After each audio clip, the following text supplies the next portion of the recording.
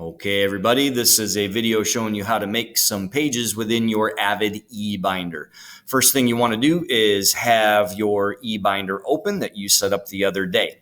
If you have trouble finding yours, open up a new tab like I already have here and start typing in sites.google.com. And once you do that, hit enter and you should see under recent sites in this window, kind of looks like Google Drive, you should find the Google site for your eBinder that you set up the other day. And go back to mine that's already open. The section of this that I want to set up is under eBinder resources. So if you move your mouse to that, it should load periods 1 through 7, and then some other things underneath that we perhaps will talk about later. It's periods 1 through 7 that we're going to focus on here. And I'm only going to show you period 1. So just kind of watch the parts of it and then do the same thing for all the rest of your classes. And so what I'm going to do is I'm going to go over to pages. All right. And then yours, when it loads, should look something like this. Open up eBinder resources, and then I'm going to first rename period 1 to the actual class that I'm taking. I'm going to say it's geometry just for the sake of having something there.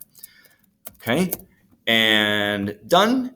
And then this might be a good spot to pause the video and do the same thing for all of your classes. Rename them what they actually are. Once you come back, what you want to do is make some subpages inside of every single class folder. And those subpages, the first ones that we make, add subpage there. The first one we're going to make is September. We're going to do this for every month of the year. Right now, we're only going to do September and October. So go back to your class folder, add subpage, and make one for October. Okay.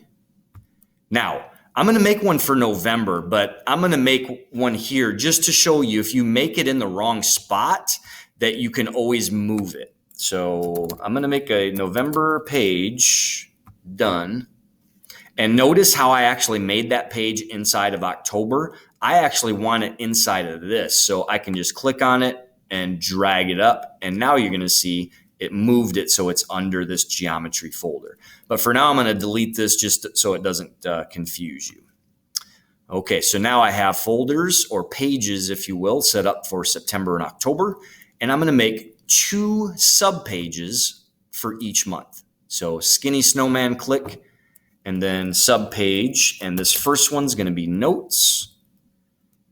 All right, so I have a notes page under September, and now I'm going to go to September again, click on this little skinny snowman guy, and add subpage. And for this one, it's going to be called wicker logs. We haven't talked about those yet, but we will very soon.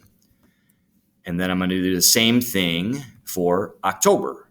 Add subpage, notes, done. And then it should come up. It'll take a little bit perhaps because Google's been that way today. Add another subpage called wicker logs. Oops. There we go. And done.